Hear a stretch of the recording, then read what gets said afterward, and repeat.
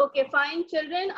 We have completed the methods of inquiry, as the name of the chapter was method of inquiry in psychology. So we have done quite a lot methods. Let me just name them again. We have started with the observational method. Then we have done the experimental method. Then we have done the field and quasi experiments.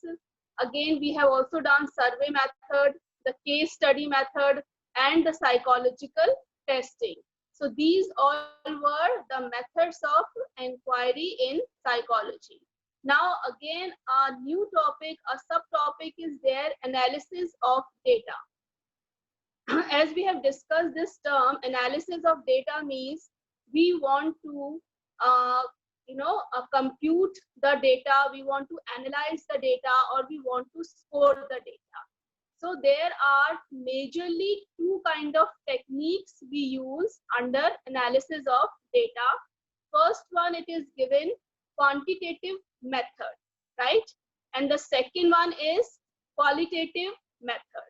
Quantitative method, always remember, as we have done in structured interview, you all remember the close-ended question, right? Or you can say the objective questions.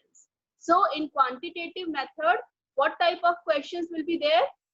It is close-ended question in which certain options are given, certain alternatives are given, and you have to choose the best which you think. Fine. Suppose normally the scoring is done in a form, it is given 1 for right answers, right, and 0 for wrong answers. So quantitative method, whenever close-ended questions and objective questions are there, right? After scoring, now what is the purpose of drawing the conclusion? A researcher may develop or compare individual with that of the group, or compare the two groups. See, whenever we do analysis of data, there are certain methods conducted by the researcher to compute the scores. What he will do, suppose I got Dakshita's score in a particular test, right? Now what I will do, I will compare Dakshita's score with Kashish's score, right? Either I will compare two individual score, or I will compare Dakshita's score with a average score with a full group. A group is there of 4 students. I got the result. I got the average score. So I will compare Dakshita's individual score with that average score of that group. Another method is I can compare the average scores of 2 groups, right? This is just done to cross-check the things.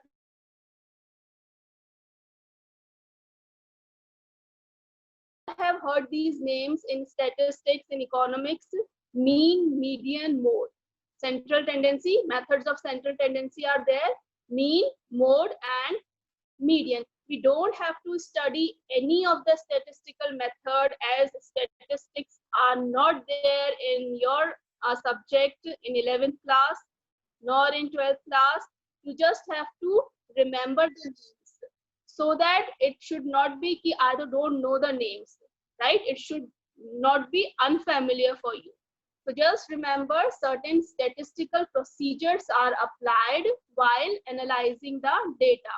What are those methods, or what are those statistical methods? To name a few: central methods of central tendency, mean, mode, median. Fine. Another one, as we have just discussed in yesterday's class, I think, coefficient of correlation. There is a certain formula, so it is also a part of statistical method, right? Another one is standard deviation, SD. This is quite common later on. Whenever statistics are there, or whenever we have to compute certain data, we can apply this standard deviation method. So just remember the names, give the examples while explaining your answer. That's it. Do not take tension that, ma'am, whether we have to apply this, whether we have to solve questions based upon these methods. No, you don't. Fine. So quantitative method consists of what?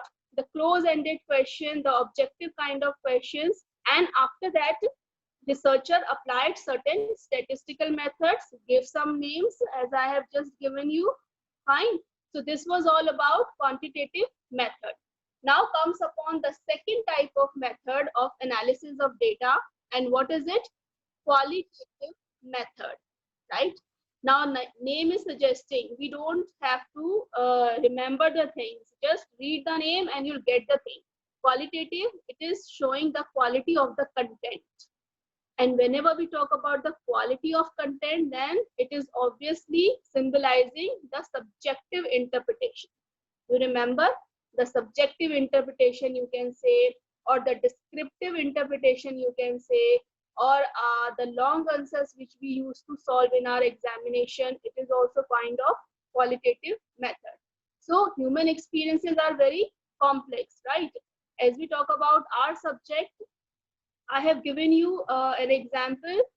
If a mother lost her child, so if we want to know her condition, if we want to know her mental state, if we want to know what behavioral changes she is going through, so for that, qualitative method will be suitable, right? In this, you can just put on a question and just try to write down her feelings, or you can ask her to write on a paper.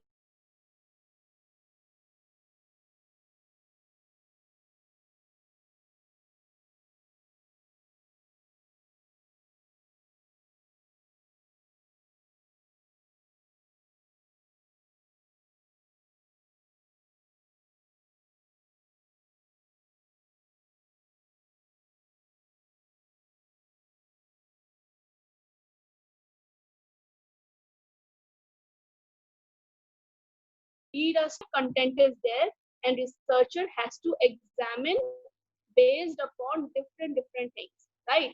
Now a question arises in quantitative method, so we apply statistical methods, right, to compute the things, to score the things, to score the data. What are the methods available in this qualitative method? So the researcher uses the technique of content analysis. There is a technique, content analysis, to find out the thematic categories and build those categories taking examples from the data. See, when you study the things in 12th standard, there are certain techniques known as projective techniques. So projective techniques are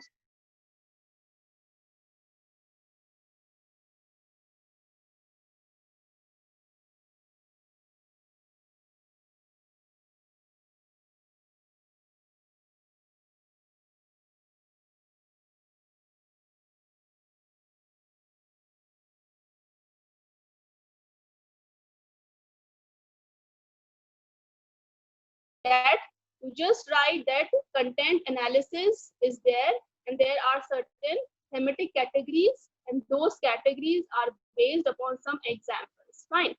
Now the last thing is that quantitative and qualitative methods are not contradictory to each other, rather they are complementary to each other. That means they are not opposite, they are complementary. One is complementing the other, right? So they are related to each other. Just don't write these two methods are opposite or contradictory to each other. Rather, they are complementary. One is complementing the other method. Fine. This was all about analysis of data. This is a separate heading. Methods of inquiry, you all are clear. Whenever a question comes that what are the methods of analyzing the data, or write a short note on analysis of data. So under that heading, you're going to write about these two methods. What are the methods? Quantitative method and qualitative method. Fine. Now next heading, next topic is limitations of psychological inquiry.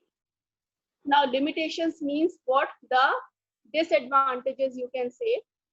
So there are certain limitations of psychological inquiry in general. So what is the first one? As you can read, lack of true zero point. Fine. The first limitation is lack of true zero point. As I have also explained you earlier that in any other physical science, if we just take an example of physics, suppose, right? So there is a particular 0 point given. On the scale also, you all have noticed a zero given there, right? And we start measuring from that zero. But in our subject, there is not a true 0 point. That means if I say that a person is having zero intelligence, it is not possible. Is it possible? No.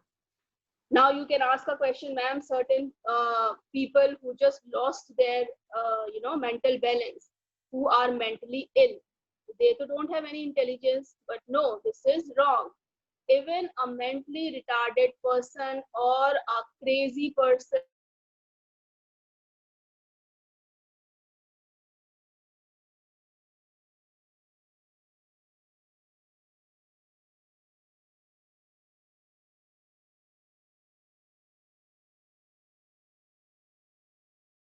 zero intelligence. Limitation, as we cannot measure the things starting from zero, right? Second limitation is relative nature of psychological tools. Psychological tests are developed keeping in view the salient features of a particular context. As we have talked about, that a test developed for urban students, right, may contain items that demand familiarity with the stimuli available in the urban setting, right? Suppose I have designed a test by keeping in mind the facilities, the demands of an urban student.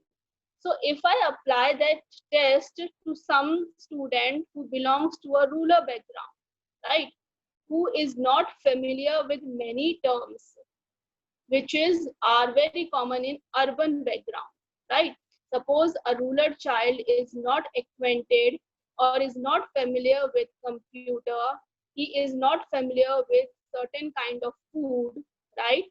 He doesn't know what is continental food, he doesn't know what is Chinese food, right? And he is not at all aware of certain electronic gadgets.